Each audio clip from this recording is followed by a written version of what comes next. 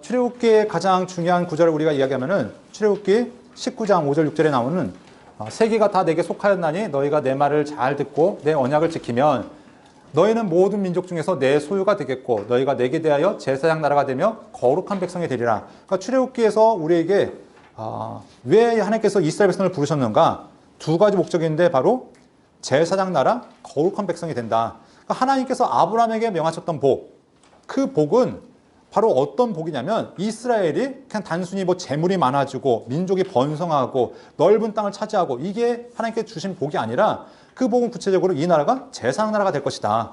그리고 거룩한 백성이 될 것이다. 그 목적이 무엇이냐면 하나님과 함께 사는 백성이 되기 위해서, 하나님과 동행하는 백성이 위해서 내가 너희와 함께 하겠다라고 하나님 이렇게 말씀하신 것입니다. 자, 그래서 우리 창세기가 이제 맞춰지고 출애굽기가 들어가는데 시간적 간격이 얼마나 될까요? 시간적 간격은 약 350년의 시간이 되어집니다. 그래서 우리가 출애굽할 이스라엘 백성들이 애굽에 있다가 출애굽하기까지 430년이라 얘기하잖아요. 아닌가요? 네, 430년. 그런데 이 출애굽기 시작할 때 아직 모세가 안 태어났잖아요. 모세가 80살에 출애굽하니까 430년에서 80 빼면은 한 350년 이 기간이 될 것이다. 그래서 약 300년의 시간이 창세기와 이 출애굽기 사이의 간격이다라는 것도 우리가 생각해 볼 수 있습니다.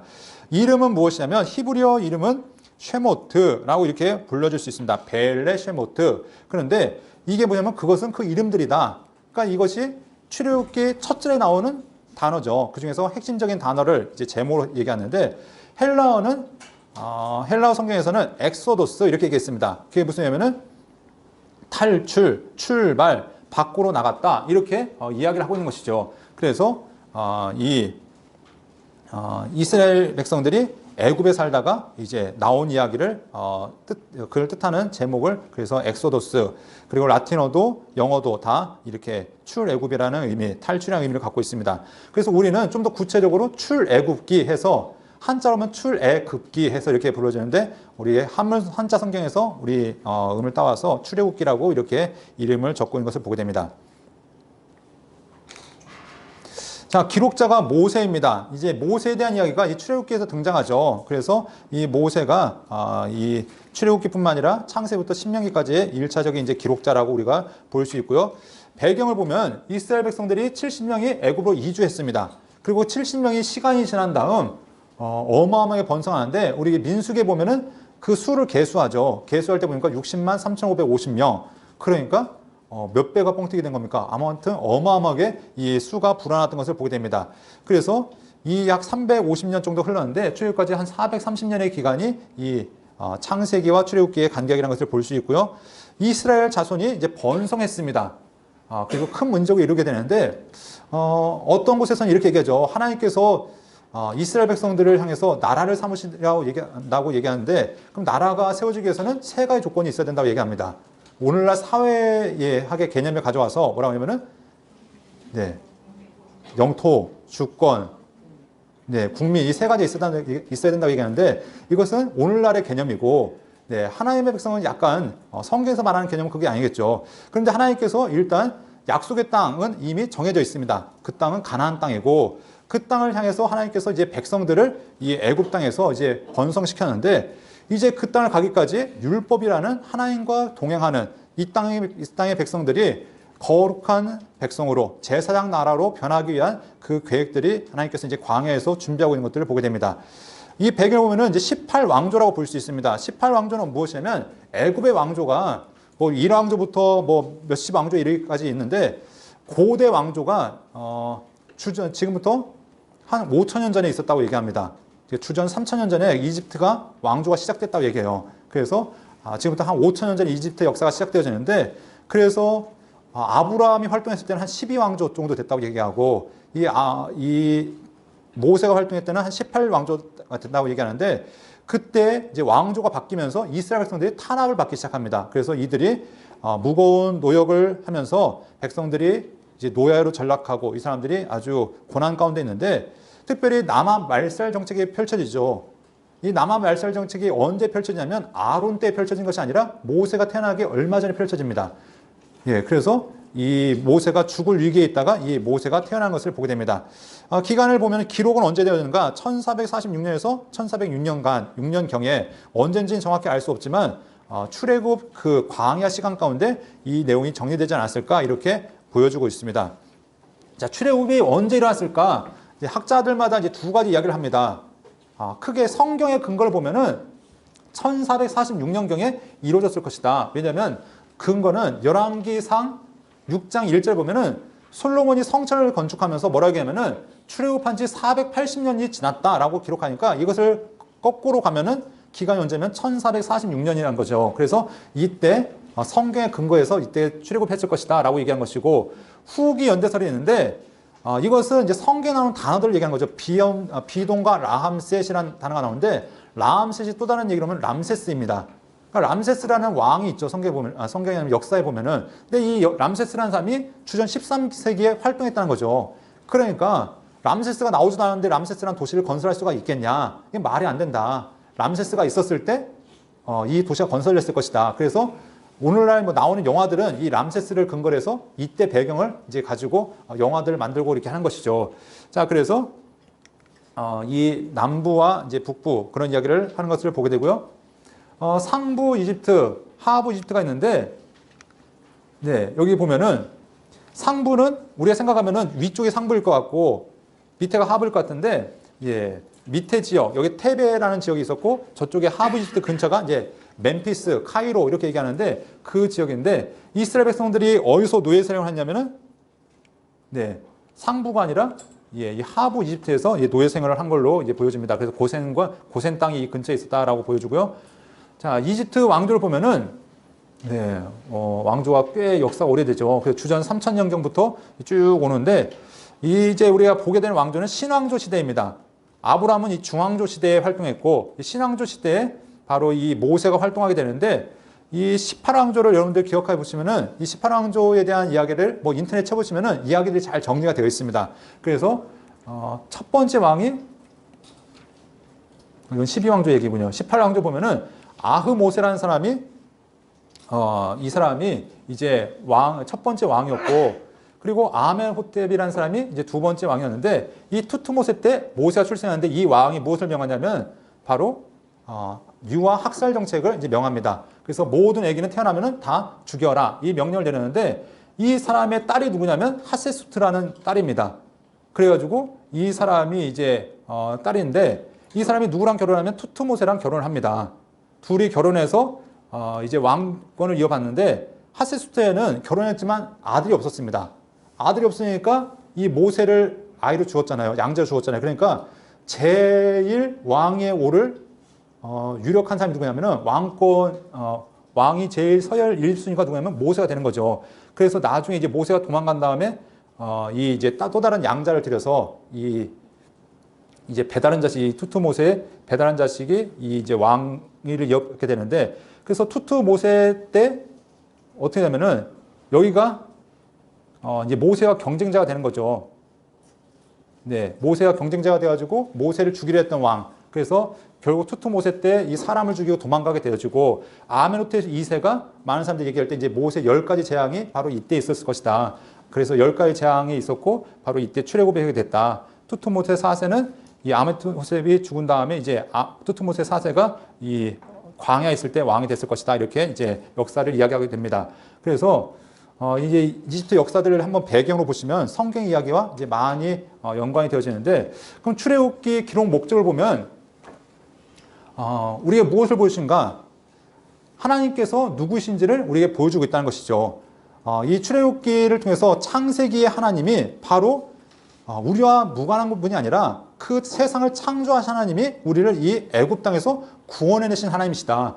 그분은 세상의 우선과 다르게 그분은 스스로 계신 분이신데, 우리를 기억하시고 아브라함과의 약속을 기억하시고 우리를 구원하시는 하나님이시다라는 것도 우리에게 보여주고 있는 것이죠. 그리고 출애굽기를 통해서 하나님의 구원이 어떻게 이루어지는지를 보여주고 있고, 중요한 것이 이제 하나님께서 이스라엘 백성들과 언약을 맺으시는 겁니다. 그래서 그들을 부르신 목적이 무엇인지, 제사장 나라 거룩한 백성을 하나님께 삼으시는 것이 하나님의 뜻이라는 것들을 보여주고 있고, 그리고 하나님께서 그들과 동행 동거하기 원하시는데 무엇을 통해 동행 동거하기 원하시냐면 하나님께서 함께하기 원하는 집이 있다는 것이죠. 성막을 지을 이야기를 하고 계십니다. 그래서 성막을 지어라. 그리고 거기에 쓰여지는 모든 제사 방법들, 그리고 또 제사장들의 규례들을 여기 이야기하고 있는 것들을 보게 됩니다. 그래서 25장부터 40장까지 성막에 대한 이야기가 이제 등장하는 것을 보게 되는데, 자, 첫 절과 끝절을 보면은 야곱이 자기 가족을 데리고 애굽에 들어간 이야기로 시작하고, 마지막 이야기는 성막이 완공되어져서 하나님의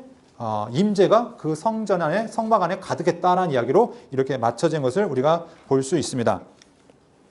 자, 그러면 우리 전체 보기를 볼 수 있는데요. 전체 보기는 출애굽에 대한 이야기가 1장부터 13장까지 이야기가 담겨 있습니다. 그래서 애굽 탈출에 대한 이야기가 13장까지 있고요. 그리고 13장부터 18장까지는 광야의 여정입니다. 말씀을 받기 전까지 이들이 광야 여정을 어떻게 보냈는가, 이것들을 우리가 볼 수 있고, 그리고 19장부터 40장까지는 시내산 언약에 대한 이야기가 담겨 있습니다. 사진을 계속 찍으시는 거 보니까 교재에 표가 나왔을 텐데, 여러분 교재는 표가 없나요? 네. 네, 우리 59페이지에 보면은 표가 있습니다. 그러니까 사진을 굳이 안 찍으셔도 괜찮을 것 같습니다. 그래서 여기를 통해서 애굽 탈출을 통해서 하나님이 누구신가? 하나님은 구원자이시다. 그리고 이 과정을 통해서 하나님은 우리의 삶을 신실하게 인도하신다. 이 두 가지 신의 산 언약 가운데 특별히 앞에를 통해서 하나님은 우리에게 율법을 주신다. 그 율법이라는 것이 무엇인가? 레위기를 통해서 말씀하겠지만, 사랑하는 사람에게는 서로 지켜야 될 규칙과 예의가 있습니다. 우리가 서로 모를 때는 상호간에 아무런 규칙이 필요가 없죠. 오늘 처음 봤는데 무슨 규칙이 있겠습니까? 그런데 가족이 되어지고 연인이 되어지고 어떤 공동체가 되어지면 그 나름대로의 규칙이 생겨나는 것을 보게 됩니다. 우리가 하나님의 거룩한 백성을 살기 위해서는 상대방이 원하는 것이 무엇인지 알아야 되겠죠. 하나님께서 우리에게 뜻하신 바가 무엇인지를 깨달아야 됩니다. 그래서 이 율법이라는 것은 서로를 배려하는 법이라고 얘기할 수 있겠죠. 하나님을 우리가 어떻게 하나님 앞에 어떻게 나가야 될 것인지, 또 우리가 하나님 앞에 어떻게 살아야 될 것인지, 이것들을 이 율법을 통해 보여주고 있고요. 그리고 성막과 나머지 이 제사 제도를 통해서 하나님께서 우리와 함께하기 원하시는 예배를 세우기 원하신다. 하나님께서 예배 공동체를 세우기 원하신다는 것들을 우리에게 보여주고 있습니다. 그러면 먼저 시작은 암울하게 시작하게 됩니다. 이스라엘 백성들이 출애굽을 하게 되는 계기가 무엇인가? 이스라엘이 이 애굽 땅에 들어가서 잘 먹고 잘 살고 있었는데 갑작스럽게 이제 고난과 고통이 다가오기 시작했다는 것이죠. 아까 얘기했던 것처럼 18왕조가 들어서면서 이 왕조는 이 민족에 대해서 참 배타적인 왕조였습니다. 왜냐하면 그 전 왕조가 힉소스라고 이야기하는 이방 민족들이 왕조가 되었기 때문에 본토 이 이집트 사람들이 고난을 많이 받았다 얘기합니다. 그러니까 이 힉소스 민족들을 다 몰아낸 다음에 이제 원래 이집트 주민들이 왕권을 잡은 거죠. 그 다음에 어떻게 하냐면은 이방 민족들에 대해서 아주 탄압 정책을 펴기 시작합니다. 그러면서 이때 이스라엘 백성들이 이제 탄압의 대상이 되어진 것이죠. 그래서 이스라엘 백성들이 생육하고 번성하고 이렇게 했을 때 이 요셉을 알지 못하는 새로운 왕조가 나타나서 이스라엘 백성들을 탄압하기 시작합니다. 이 이집트의 이제 이 나일강이 바로 이제 탄압의 장소로 가장 먼저 쓰여지죠. 왜냐하면 여기에 아이를 버려라라는 이제 명령이 내려지게 되는데, 이때 누가 등장하냐면 모세라는 사람이 등장하게 되어집니다. 당시 왕이 명령을 내리죠. 이 히브리 산파들에게 아이가 태어나거든 다 죽여라. 그게 안 되니까 나중에는 강물에 버려라 라고 얘기하는데, 이 히브리 산파들이 왕의 명령을 듣지 않고 어떻게 하냐면은 하나님의 말씀에 순종합니다. 왕의 말보다 하나님의 말씀에 더 순종했던 그들을 통해서 하나님께서는 그들의 삶을 어떻게 하면은 형통하게 하셨다라고 이야기하는 것을 우리가 알 수 있습니다. 출애굽기 2장에 이제 모세가 태어나게 되는데, 하나님께서 그의 태어남부터 그가 성장해서 한 사람의 일꾼으로 준비되기까지 그 모든 여정을 이제 우리에게 자세하게 설명하고 있습니다. 이 모세가 태어났을 때 이 모세를 3개월 동안 숨겼다가 도저히 안 되니까, 숨길 수 없으니까 갈대 상자에 담아서 이제 강물에 띄웠는데 이집트 공주의 양자가 되어진 것이죠. 그래서 투트모세의 1세 외동딸이었던 하세투트가 결국 이 양자로 걷어들이게 되고, 모세를 구한 사람이 역사적으로 정말 하세투트가 맞다면 모세가 차기 파라오에 가장 근접한 사람이 되는 것을 보게 됩니다. 그럼 모세라는 이름을 보면은, 모세라는 이름을 이스라엘 사람들이 줬을까요? 아니면은 공주가 지어줬을까요? 공주가 지어줬죠. 그러니까 우리가 이 이름의 뜻은 히브리어라기보다는 이집트 말이라는 것이 옳습니다. 그렇죠? 모세를 이집트 사람들 이제 이집트 공주였던 모세 불렀을 때 이는 물에서 건진 자다 이런 의미가 아니라 모세라는 이름이 이집트에 보면은 많이 있습니다. 라 모세스, 투트 모세, 모세라는 이름이 많이 들어가는데 모세라는 이름의 의미는 사람이라는 의미도 있고 아들이라는 의미도 있고 또 왕이라는 의미도 있습니다. 그래서 얘는 내 아들이야 라고 딱 건졌더니 듣는 사람들이 뭐라고요? 야, 모세래. 저 사람이 물에서 건진받았대. 야, 저 사람은 우리를 구원할 자인가 봐. 이렇게 하나님께서는 동음, 이의어. 그러니까 한 가지 뜻이 전혀 다른 소리로 들게 해서 이스라엘 백성들에게 이제 소망이 되어지게 하시죠. 이게 왕들의 계보리라는 곳에 여러분 이집트를 가보시면은 왕들의 계목이 쫙 있는데 거기에 보면은 이제 저 앞쪽에서 차 타고 여기까지 가게 해서 이제 위에서 구경하게 되는데 이게 하세수트 장제전이라는 곳입니다. 여기가 이제 하세수트 여왕의 이제 무덤 겨울에 이제 되어진 곳인데 여기가 아마도 모세의 어머니, 양 어머니의 무덤이 아니었을까 이렇게 많은 사람들이 이제 얘기하는데 아무튼 하나님께서 이 모세를 부르시는데 문제가 발생하죠. 이집트 왕자로 자랐지만 자기 의욕이 너무나 열심이어서 결국 사람을 죽인 살인자로서 도망가게 되어집니다. 왜 도망가게 되는가? 아주 경쟁이 치열했겠죠. 양 어머니였던 그 여왕에게는 아직 자식이 없고 그 양자들이 다 이제 왕의 후보에 오른 여러 명이 있었는데 모세가 어떻게 보면 최우선의 경계자이겠죠. 저것만 없애면 내가 왕이 될 수 있는데 아마 그 주변의 왕자들이 주변 경쟁자들이 그러지 않았을까요? 그러니까 이게 빌미가 되어져서 결국 모세가 쫓겨나게 되어지고 이 미디안 광야에 가서 거기서 장가들어서 양치기로 살고 있을 때 하나님께서 그 모세를 이제 찾아오시죠. 떨기나무 가운데 이 모세를 찾아오셔서 하시는 말씀이 무엇이냐면 내가 너를 구원자 삼겠다. 하나님께서 떨기나무 가운데 그의 발에서 신을 벗기시고 하나님의 이름이 무엇인지를 알려주신 다음 이스라엘을 구원하시기 위한 그 계획들을 그에게 보여준 것을 보게 됩니다. 하나님의 9절에 뭐라고 얘기하시면은 이제 가라 이스라엘 자손의 부르짖음이 내게 달하고 애굽 사람이 그들을 괴롭히는 학대도 내가 보았다 하면서 하나님께서 이 모든 것들을 다 보고 계신다라고 이야기하고 있는 것이죠. 그래서 하나님께서 이 모세를 부르시고 하나님께서 이 산에서 너희가 나를 예배하게 될 것이다 라는 것을 이야기합니다. 그래서 모세가 물어봅니다. 그럼 하나님 제가 가서 하나님이 보냈다고 얘기하는데 그럼 하나님이 누구라고 얘기합니까? 여러분 지금 이스라엘 백성들은 어떻게 보면 하나님에 대한 지식이 아무것도 없습니다. 말로만 하나님 백성이지 성경이 있는 것도 아니고 기껏해야 들어봤던 옛날 이야기로 들었던 아브라함에 대한 이야기, 야곱에 대한 이야기, 이삭에 대한 이야기 이것도 자세히 알겠습니까? 우리 조상에 이런 사람이 있었다. 그러니까 완전 생짠 거죠. 아무것도 모르는 사람들에게 하나님에 대해서 알려줘야 되고 하나님에 대해 보여줘야 되기 때문에 이제 앞으로 보여주는 9가지 재앙은 하나님이 누구신지를 분명히 보여주는 증거란 것입니다. 이들이 400년 동안 애굽에 살면서 그들에 익숙해졌던 것은 애굽의 신들이었죠. 애굽의 신들에 익숙했던 그들에게 그것이 진짜가 아니라 가짜다. 그 진짜 하나님은 누구밖에 없는가? 눈에 보이지 않지만 여호와 하나님 그분이 진짜다는 것들을 이제 이 모세가 출애굽의 과정을 통해서 보여주신다는 겁니다. 그래서 이 모세를 부르시는데 모세가 끝까지 빼죠. 안 갑니다. 못 갑니다. 못 합니다. 하나님은 화내시죠. 그래서 결국은 하나님께서 이 모세를 아론을 붙여서 보내시는데 이제 이 9가지 재앙 그리고 마지막 장자의 죽음까지 이 재앙들이 일어나게 되는데 하나님께서 이 출애굽을 통해서 무엇을 보여주시냐면 출애굽기 6장 4절 보면 하나님께서 아브라함과 이삭과 야곱에게 가나안 땅을 주기로 언약을 맺으셨는데 그 언약을 지키시겠다는 겁니다. 하나님의 약속은 400년이 흘렀지만 변치 않으신다는 것이죠. 그분은 그 약속을 신실하게 지켜가시겠다라는 것들을 이야기하고 있습니다. 그리고 또 하나님께서 왜 출애굽을 하게 하시는가? 여러분 이제 9가지 재앙을 통해서 계속해서 반복되는 말씀이 있습니다. 그 반복되는 말씀이 무엇이냐면 내가 여호와인 줄 알게 하겠다. 이 사람들로 내가 여호와인 줄 알게 하겠다. 그러니까 그 얘기는 무슨 얘기냐면은 그 누구도 하나님이 누군지를 모른다는 겁니다. 그러니까 하나님이 누군지를 알려주겠다는 것이죠. 특별히 누구에게요? 이스라엘뿐만 아니라 바로와 그 모든 애굽 민족에게까지 하나님이 누구신지를 분명하게 증거하겠다라고 이야기하고 있는 것입니다.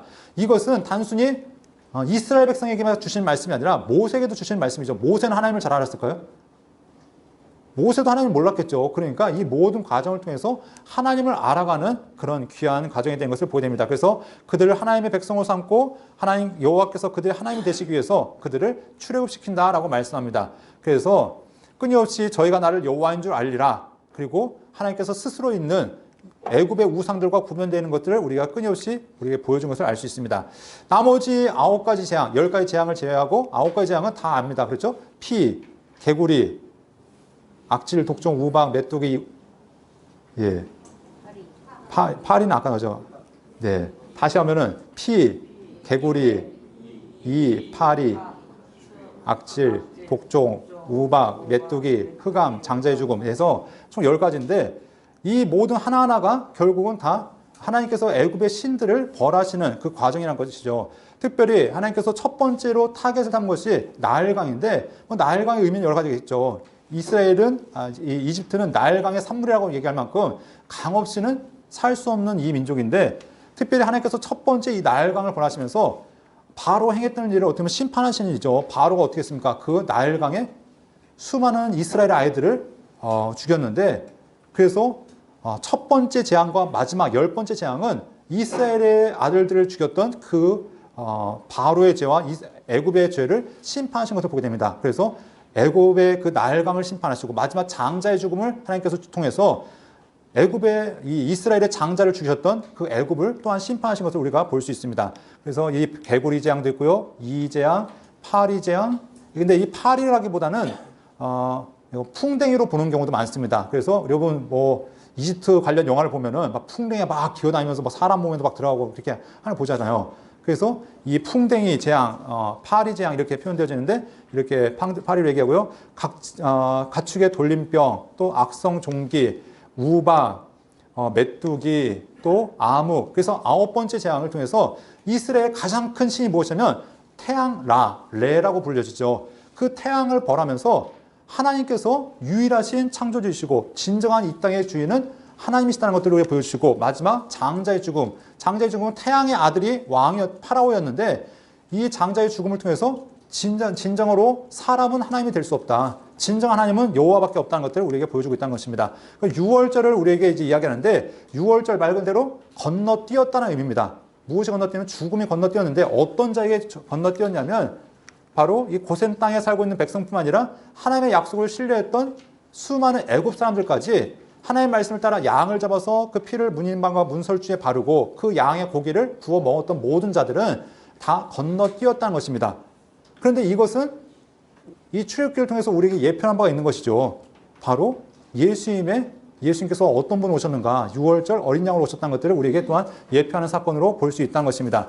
자, 출애굽 사건을 통해서 결국 바로가 출애굽을 시키죠. 출애굽을 시켜서 이들이 이제 시내 산으로 가는데 가는 과정 가운데 가장 먼저 닥친 문제가 무엇이냐면 이렇게 많은 여정들이 있었는데 하나님께서 처음부터 불기둥과 구름기둥을 인도하십니다. 그들은 눈으로 하나님을 보고 가는 거죠. 하나님의 인도하심을 경험하는데 하나님께서 그들을 빠른 길로 인도하셨음에도 불구하고 그들을 빠른 길로 인도하신 것이 아니라 어디로 가시냐면 저 막다른 바닷길로 인도하신 것을 보게 됩니다. 그것이 어디였냐면 홍해 앞이었죠. 하나님께서 성경 왜 그들 곧바로 가게 않으시고 새로운 길로 인도하시냐면 그들이 전쟁을 보면 그들의 마음이 돌아갈까 봐 하나님께서 새로운 길로 다른 길로 인도하시는데 전혀 다른 길이니까 무엇만 바라볼 수 밖에 없냐면 불기둥과 구름기둥을 의지할 수밖에 없습니다. 그리고 그 불기둥과 구름기둥을 의지해서 왔더니 와, 바다다라고 한 거죠. 저는 이제 바닷가에 살기 때문에 매일 바다를 보는데 저들도 바다를 보면서 얼마나 감격에 겨웠을까요? 그런데 그 감격이 얼마 있다가 비명소리로 바뀌죠. 왜냐하면 뒤에 쫓아오는 그 애굽의 군대를 통해서 그 소리가 비명 바뀌는데 하나님께서는 이때 어떻게 하시냐면 기도하는 모세에게 백성들로 하여금 앞으로 나아가게 하고 너는 지팡이를 내밀라. 그리고 하나님께서 그 홍해를 가르시는 겁니다. 찬양 가운데 보니까 어떤 이런 찬양이 있더라고요. 하나님께서 바다의 길을 내실 것이다. 만약 바다의 길을 안 내시면 무리를 걷게 하실 것이다. 뭐 이런 찬양이 있는 것 같더라고요. 제가 자세히 모르는데 하나님은 바다를 가르셔서 길을 내시는데 만약 그렇게 안 하셨을지라도 이스라엘을 구원하실 방법이 있을 겁니다. 뭐 대규모로 무리를 걸어가든가 아무튼 하나님의 구원 방법이 그렇게 나타나게 되는데 하나님께서 이것을 통해서 이 사건이 신약에서는 바로 세례 사건으로 표현되어지죠. 이스라엘 백성들이 홍해를 통해서 이들이 새롭게 바뀌어졌다. 이제 애굽의 모든 것은 다 떨쳐냈다. 왜냐하면 더 이상 이제 돌아갈 수 없는 길이죠. 물을 건넜으니까 더 이상 애굽으로 갈 수 없습니다. 이들은 새로운 삶으로 변화됐다는 것들을 이야기하고 있습니다. 그래서 이들이 이제 광야에서 길을 가는데 광야에 길을 가는 가운데 마라의 쓴물을 처음에 마다하게 되는 거죠. 마라의 그 쓴물을 통해서 이들이 처음에 고통을 겪지만 그 마라가 끝이 아니었죠. 하나님께서 엘림이라는 오아시스를 통해서 그들을 위로하시는데 이 과정 가운데 이제 한 달 정도가 지나니까 양식이 똑 떨어진 겁니다. 지금까지 다 싸들고 왔던 모든 양식들이 딱 떨어지니까 그때부터 이제 백성들이 어떻게 합니까? 불안하기 시작한 거죠. 근데 하나님은 그들에게 무엇으로 주시냐면 만나와 메추라기를 통해서 그들을 먹이시고 입히시는데 몇 년 동안 먹냐면 약 40년 동안 그들이 이 만나와 메추라기로 그들의 삶을 살아가는 것을 보게 됩니다. 그래서 이것이 하늘에서 내리는 양식이었죠. 하나님께서 자기 백성을 날마다 지키신다는 것들을 보게 되는데 이 사건 가운데 이제 르비딤이라는 곳에 가게 되어집니다. 여기에서 무엇 때문에 원망하냐면 물 때문에 원망하게 되죠. 그리고 여기에서 그래서 하나님께서 이곳의 이름을 이제 마사, 무리바, 그래서 이들이 물 때문에 다퉜다 해서 마사, 무리바라는 이름으로 하게 되고 여기 두 번째 사건이 무엇이냐면 아말렉 사건입니다. 아말렉 사람들이 이스라엘 사람들을 쫓아오면서 하나씩 공격하니까 모세가 손을 들고 아론과 홀이 그 손을 받쳤을 때 하나님께서 승리하게 하시는데 전쟁의 방법이 전혀 독특하죠. 여호수아 나와서 싸우지만 여호수아에게 전쟁의 승패가 달리는 것이 아니라 이 모세의 손에 이 전쟁의 승패가 달려있다는 것입니다. 이것을 통해서 하나님께서 이 전쟁은 사람에게 속한 것이 아니라 하나님께 속한 것임을 분명하게 보여준 것을 우리가 또한 알 수 있습니다. 그래서 이후에 이 아말렉과의 전투를 통해서 하나님 무슨 얘기가 하시냐면 아말렉을 내가 천하에서 기억도 못하게 하겠다. 그리고 우리 18절, 77장 18절에 봐도 이런 얘기가 있는데 여호와가 아말렉과 더불어 대대로 싸우리라. 하나님께서 말씀하시죠. 내가 시키면 평생 원수가 되겠다. 하나님 이렇게 말씀하신 겁니다. 근데 하나님 약속을 지켜가시죠. 그 후로 400년 후에 사울왕이 등장하는데 이 사울왕이 하나님 말씀을 받습니다. 사무엘이 말씀하기를 자 아말렉 사람을 진멸해라. 그런데 사울이 그 말씀에 온전히 순종하지 못하죠. 그랬다가 결국 누가 죽습니까?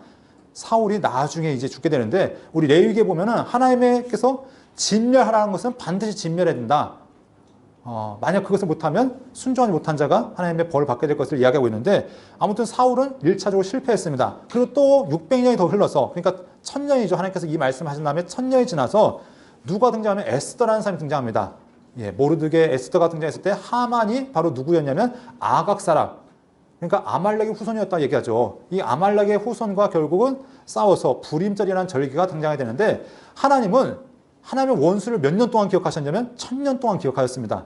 근데 하나님께서 복을 주시기로 또 약속하실 때는 1000대 동안 하나님께서 부어주시겠다 또 말씀하시죠. 그러니까 하나님은 어쩌면 뒤끝이 심각하십니다. 그러니까 우리가 하나님 앞에 복 받을 자로 기억될 것인가 하나님 앞에 벌 받을 자로 하나님의 원수로 기억될 것인가 한번 생각해 봐야 된다는 것입니다. 자, 그래서 시내 산으로 이제 들어가게 되는데 시내 산에서 하나님께서 모세를 부르시고 그에게 말씀을 주신 것이 무엇이냐면 우리 5절, 6절 중요한 말씀이니까 한번 읽어보도록 하겠습니다. 시작.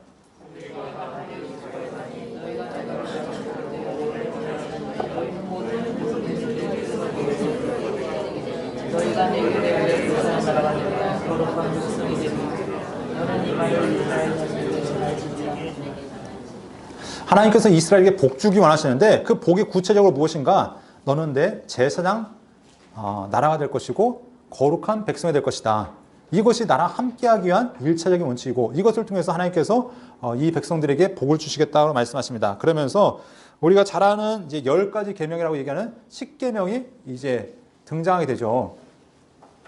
그 10가지 여기 보면 10계명 해서 10가지 말씀했는데 왜 이제 10가지 말씀을 얘기했냐면은 이 원어를 보면은 계명이라는 의미가 아니라 그냥 말씀이라는 의미로 이렇게 쓰여지고 있다고 해서 만약 계명이라면은 아세레트 하미치 보트라고 해야 되는데 이게 하드바림, 그러니까 하드바림은 10가지가 말씀이다.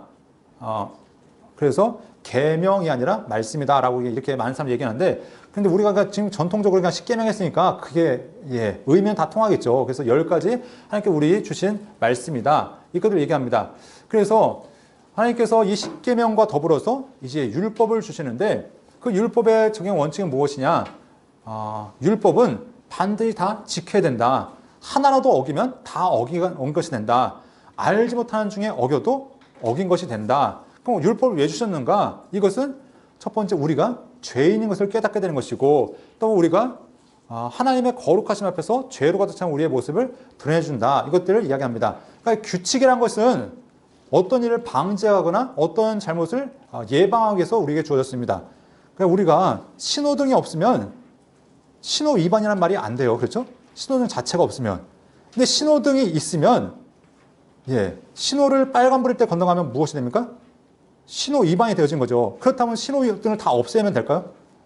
그러면 내가 신호 위반을 안 할 수 있으니까. 그런데 신호등이 있어야 되는 이유가 있는 거죠. 신호등이 있어야 차들이 원활하게 갈 수 있고 사고가 안 날 수 있기 때문에 신호등이 있는 건데, 많은 사람, 이 성경의 규칙도 마찬가지입니다. 우리가 이 땅에 살기 위해서 하나님께서 규칙을 주셨다는 것이죠. 그 규칙을 잘 지키면 우리가 행복할 수 있지만, 규칙을 어기는 순간부터 그 자체가 우리에게 심각한 문제가 되어질 수 있다는 것입니다. 그래서 율법을 통해서 우리가 하나님 앞에 행복하게 살기 원하는 것, 그리고 그 죄를 깨닫고 더 거룩해지기 원하는 것, 이것이 하나님의 뜻이라는 것들을 이야기하고 있습니다. 자, 성경에 보면 동해복수법이라는 이야기가 있는데, 이 동해복수는 쉽게 되면 눈에는 눈으로, 이에는 이다, 이게 얘기하는데, 이 동해복수법은 말 그대로 대갚아주는 게 아니라 복수를 제한하는 거죠. 사람이 한 대 맞으면 한 대 때리는 게 사람이 아닙니다. 한 대 맞으면 10대를 때려야 직성이 풀리죠. 그런데 성경은 네가 당한 만큼만 갚아줘라. 그 얘기는 더 이상 보복하지 말라는 것이죠. 그래서 성경은 복수를 제한하기 위해서 이 동해복수법이라는 것들을 이야기하고 있고요. 계속해서 여기 보면은 이 10계명과 더불어서 다양한 법률들이 21장부터 23장까지 담겨져 있습니다. 23장까지 보면은 크게 세 가지 법이 있는데, 도덕법이라는 것이 있고, 그리고 시민법이라는 것이 있습니다. 사회 속에서 사람들이 어떻게 살아야 되는 건지, 그리고 의식법, 제의법이라는 것이 있죠. 그래서 종교 행위를 할 때 어떻게 살아갈 것인지, 이것들이 쭉 21장부터 23장까지 담겨 있습니다. 그리고 24장에 보면 하나님께서 이스라엘 백성들과 이제 신에 관한 언약을 이제 맺으십니다. 그래서 제단을 쌓고 이스라엘 12지파 기둥을 세우고 하나님께서 이스라엘 백성들 다 요청하신 다음에 그들과 함께 신에 관한 언약을 맺으십니다. 그래서 언약 체결 의식을 24장에서 맺는 것을 보게 됩니다. 그랬더니 그들이 하나님 앞에 얘기하는 거죠. 우리 하나님 말씀대로 순종하겠습니다. 그래서 이들이 하나님 말씀에 순종할 것을 이야기하는 것을 보게 됩니다. 그리고 이제 25장부터 보면 하나님께서 이제 성막에 대한 이야기를 하십니다. 성막과 여러 가지 제도에 대한 이야기를 하시는데, 성막을 통해서 우리에게 무엇을 보시냐면 설계도를 하나님께 먼저 모세에게 다 보여주십니다. 야, 성막은 이런 거야 하면서 성막을 보여주시는데, 모세는 그 본 것을 다시 한번 설명하는 거죠. 성막은 이렇게 지어야 된다. 그러면서 이 성막에 대한 이야기는 두 번이 반복되어집니다.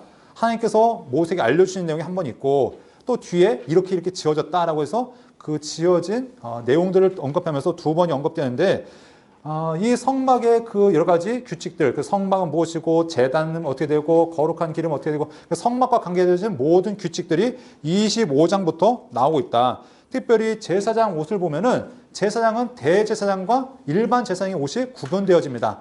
대제사장 옷이 복잡하죠. 한 7가지를 띄어야 되는데, 뭐 속옷, 겉옷, 그리고 에봇, 뭐 여러 가지 7가지가 있고, 일반 제사장은 3가지만 있습니다. 속옷과 관과 띠, 이 3가지만 구분되어졌는데, 특징이 무엇이냐면 옷은 다 입었는데 신발은 있을까요, 없을까요? 신발은 없습니다. 제사장은 맨발로 하나님 앞에 봉사했다. 그래서 하나님 앞에 날마다 겸손하게 거룩하게 이렇게 나아갔다는 것을 보게 되는데, 그리고 제사에 대한 이야기도 있죠. 그리고 하나님 앞에 드릴 번제에 대한 규칙, 그리고 분향단과 분향 규칙, 그리고 하나님 앞에 이 사명을 맡은 자 부살렐과 오홀리압에 대한 이야기, 이런 이야기들이 등장하는 것을 보게 됩니다. 그리고 증거계는 뭐 정확한 생김새는 우리가 알 수 없지만 대략 이렇게 생기지 않았을까. 천사가 날개를 서로 맞대고 이렇게 있었는데, 그 정확한 규칙들을 여러분들 살펴보시면 될 것 같고요. 진설병상, 등잔대, 그리고 널판, 이 널판이 성막의 이제 기본 골격이죠. 여기에다가 이제 가죽들을 덮개를 덮는 겁니다. 그래서 총 48개의 널판이 쓰여지는데 북쪽과 남쪽에 20개씩 있고요. 그 남쪽에는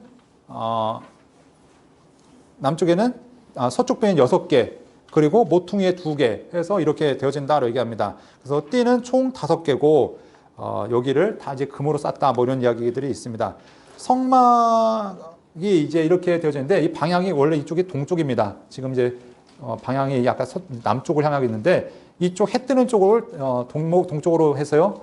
동, 서, 북, 남 이렇게 성막의 방향이 되어지고 길이를 보면은 가로 길이가 약 한 20여 미터가 되고 세로 길이는 약 한 40m가 되는 45m가 되는 이런 규격을 우리가 살펴볼 수 있습니다.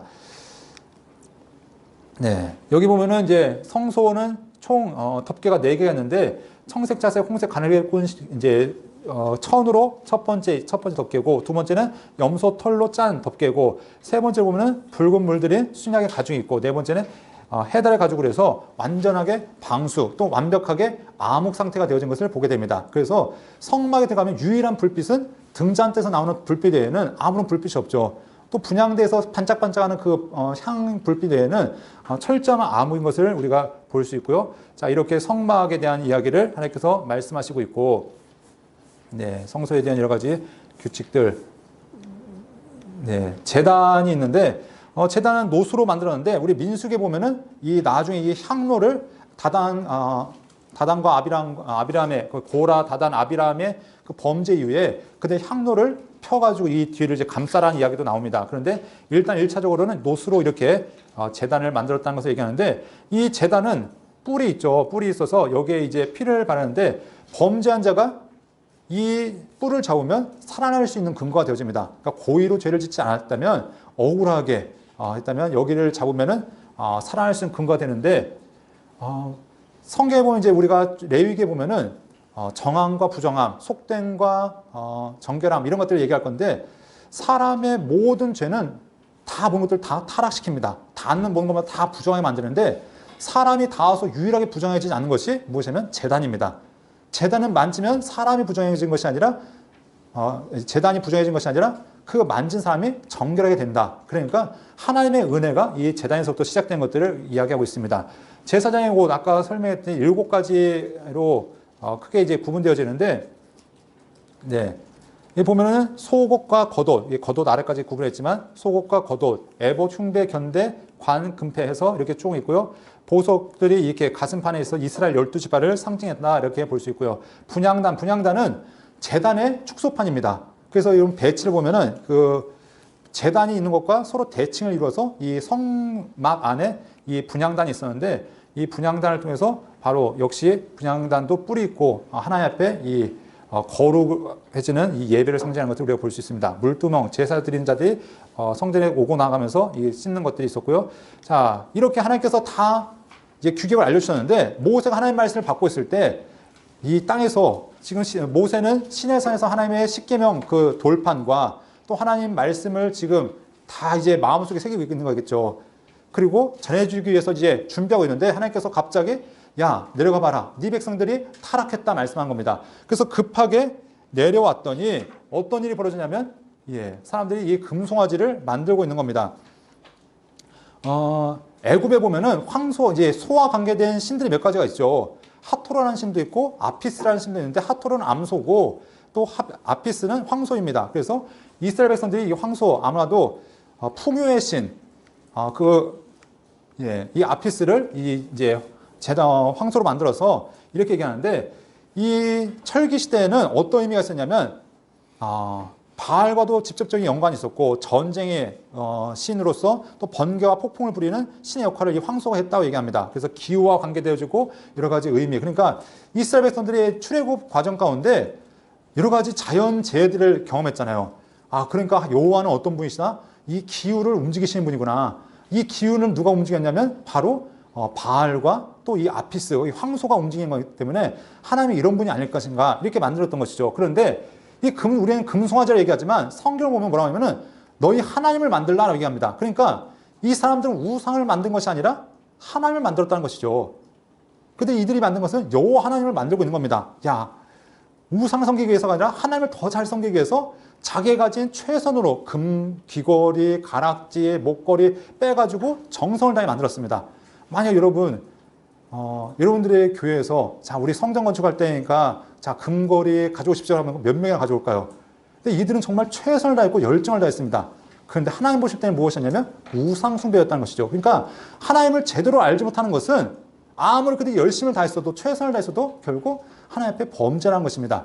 아무리 목적이 선하더라도 바른 방향이 아니면 그것은 하나님 앞에 범죄였다는 것을 얘기하는데 문제는 무엇이냐면 이 아론이 문제예요. 아론이 뭐냐면 이스라엘의 이는 너희를 애굽 땅에서 인도해낸 너희 신이로다. 아니 모세가 올라가 있으면 아론이 백성들을 달래고 바른 길로 인도해야 되는데 아론도 하나님을 압니까 모릅니까? 아론도 하나님을 모른다는 거죠. 결국 이렇게 하나님 앞에 범죄가 되는데 이 아론의 이야기는 레위기에서 다시 한번 언급하겠지만 이렇게 범죄했던 아론은 어쩌면 이때 3,000명이 죽거든요. 우상 숭배에 참여했고 회개하지 않은 3,000명이 죽었을 때 아론도 같이 죽어야 되는데 멀쩡히 살아남아서 대제사장 역할을 하고 있습니다. 이 얘기는 하나님의 은혜다라고 밖에 설명이 안 됩니다. 왜냐하면 살아날 근거가 없거든요. 제일 먼저 마땅히 죽어야 되는데 하나님의 은혜로 이 아론이 살아날 것을 보게 되고요. 이스라엘 사람들은 정말로 이것이 진짜 하나님인 줄 알고 섬겼다는 겁니다. 그러니까 우리가 하나님 한다고 다 하나님이 아니라는 것이죠. 우리 점검하셔야 되는 것이 교회에서 성도들이 아버지 하나님 했다고 그 하나님이 진짜 성경의 하나님인지 자기가 만든 하나님인지는 점검할 필요가 있다는 겁니다. 그러니까 성경을 모르고는 하나님을 알 수 없습니다. 왜냐하면 성경의 하나님만이 진짜 하나님이기 때문에 그 성경을 통해 계시된 하나님을 우리가 바로 알아야 그 하나님을 바로 믿을 수 있고 순종할 수 있다는 것이죠. 그래서 당시 이들 할 수밖에 없었던 일이 그들의 세계관이 다신교 세계관이었기 때문에 이런 문제들이 계속해서 발생한 것을 보냅니다. 그래서 구약의 문제는 계속 무엇이냐면 우상의 문제였는데 그들은 하나님 섬긴다고 계속해서 얘기했다는 거죠. 그런데 하나님 보실 때는 계속 무엇이었다고요? 우상이었다고요. 그러니까 바른 하나님을 믿는 것, 이것이 정말 중요한 문제라는 것도 우리가 알 수 있습니다. 그래서 하나님께서 이 일 때문에 진노하셔서 내가 너를 다 진멸하겠다. 모세야 내가 너를 통해서 다시 시작하겠다. 내가 이것들을 보니까 교만해서 안 되겠다. 근데 모세는 자기 생명을 걸고 하나님께 기도합니다. 하나님, 하나님께서 같이 가지 않으시면 소용이 없습니다. 그럴 때 하나님께서 좀 타협하시죠. 그래, 내가 같이 가는데 천사를 보내서 하나님께서 함께 하겠다. 그런데 모세는 끊임없이 하나님께 기도합니다. 하나님 같이 가셔야 됩니다. 같이 가셔야 됩니다. 그랬을 때 결국 하나님께서 동행을 약속하십니다. 이 사건 이후로 모세는 진 밖에다 회막을 만들어 놓고 하나님 앞에 기도하기 시작하죠. 그리고 누구든지 하나님 앞에 기도하기 원하는 자들은 하나님 앞에 나오라고 이렇게 이야기하는 것을 보게 됩니다. 자, 그래서 이 금송아지 사건 가운데 중요한 사건이 있는데 이 금송아지 사건을 통해서 레위 사람들이 이제 부각이 되어집니다. 범죄했을 때 모세가 누구든지 여호와의 편에 서인 자는 다 내게로 나오라. 그러니까 지금 범죄한 자들을 색출해내고 하나님 앞에서 그들을 죽일 자를 나와라 했더니 레위 사람들이 그 자리에 나온 겁니다. 그리고 이스라엘을 정결하게 하는 일을 누가 하냐면 레위 자손들이 하게 됩니다. 야곱의 복에 의하면 야곱의 그 마지막 예언에 의하면 레위 자손들은 다 뿔뿔이 흩어져서 하나님 앞에 저주받는 백성으로 선포되어집니다. 그러나 이 출애굽기를 통해서 레위 자손은 후에 레위 지파라고 하나님께서 특별히 구별해 세운 하나님의 복된 민족으로 성전에서 거할 수 있는 일할 수 있는 귀한 민족이 되어지죠. 바로 이것이 유일한 근거가 여기에 있습니다. 하나님의 거룩함을 세우는데 앞장섰던 자들, 이들이 바로 이 레위 지파였기 때문에 이들이 하나님 앞에서 레위 자손들이 하나님 앞에 동참했던 것을 보게 되고요. 하나님께서 결국 이 범죄한 사건 이후에 그들과 다시 한번 시작하시는데 모세가 이 범죄한 사건 때 돌판을 깨트려 버렸잖아요. 그러니까 하나님께서 다시 올라와라 해서 그들에게 다시 올라와서 하나님의 말씀을 받는 일들이 있습니다. 그리고 이제 모세가 다시 내려온 다음 무엇을 하냐면 이제 성막을 건축하기 시작한 것이죠. 그래서 부살렐과 오홀리압이라는 두 명의 기술자들에게 이 모든 본 설계도를 알려주고 이제 건축하기 시작하는데 35장에 보면은 이제 성막을 건축하는데 35장부터 이제 건축이 들어갑니다. 성막을 만드는 이야기, 재료들, 성막 일꾼들, 그래서 사람들이 가져오기 시작하는데 정말 어마어마하게 가져오죠. 야, 그만 가져오라 할 정도로 사람들이 어마어마하게 가져옵니다. 그런데 그들에게 성막을 짓기 전에 가장 먼저 해야 될 일이 무엇이냐면 안식일을 지키라 라고 말씀하고 있습니다. 아니 이렇게 좀 중요한 일을 할 때 안식일 좀 어기면 어떻습니까? 좀 빼먹었습니까? 그런데 하나님께서는 가장 먼저 지켜야 될 규칙이 무엇이냐면 안식일에 대한 규칙을 다시 한번 언급하신 거죠. 너희가 아무리 중요한 일이라도 하나님과의 관계가 우선이라는 것들을 얘기하면서 하나님 말씀에 대한 신뢰와 순종 가운데 성막을 지어가라고 안식일에 대한 이야기를 하고 계시고, 그리고 이제 성막을 지어나가는데 성막이 다 지어진 다음에 어떻게 하는가? 성막 봉헌식을 하게 됩니다. 그래서 성막 봉헌식 가운데 마지막 어떤 일이냐면은 모세가 회막에 들어갈 수 없었으니 이는 구름이 회막 안에 덮이고 여호와의 영광이 성막에 충만함이었으며 하면서 마지막 때 하나님의 영광의 구름이 그 성막 가운데 임하시면서 하나님께서 이스라엘과 함께 하신다라는 것들을 보여주고 있다는 것입니다. 이 출애굽기를 보면은 하나님께서 세 가지를 보여주고 있습니다. 크게 하나님이 누구신가? 하나님은 구원자이시다. 하나님은 창세기에서 말씀하셨던 창조주 하나님이신데 그 하나님이 이스라엘 백성들과 함께 하시고 우상에 매어 있는 자들에게서 그들을 진짜 하나님이 누구신지를 보여주시고 그들을 구원하고 계신다. 두 번째, 하나님은 이스라엘 백성들과 무엇을 하시는가? 언약을 맺기 원하신다. 아브라함에게 주셨던 언약을 다시 한번 구체적으로 체결하시는데 그 언약의 핵심이 무엇이냐? 내가 너를 제사장 나라 거룩한 백성으로 삼기 원하신다. 이것이 하나님께서 다시 한번 이 이스라엘 백성들에게 주시는 말씀이었다는 것이죠. 그리고 하나님은 이스라엘 백성들이 어떤 민족을 석연하는가? 예배하는 족속을 석연하신다. 그래서 하나님께서 성막을 만들어야 되고 제사 제도를 세워야 되고 또 제사장이 세워져서 이들이 하나님 앞에 온전히 예배하는 백성으로 서기 원한다는 것들이 이 출애굽기를 통해서 우리에게 보여주고 있는 말씀이란 것입니다. 그래서 여러분이 출애굽기를 읽어가시면서 우리와 우리의 삶을 구원하신 하나님, 우리와 언약 맺기 원하신 하나님, 또 우리를 통해서 예비받기 원하시는 그 하나님을 온전히 발견할 수 있기를 간절히 소원합니다.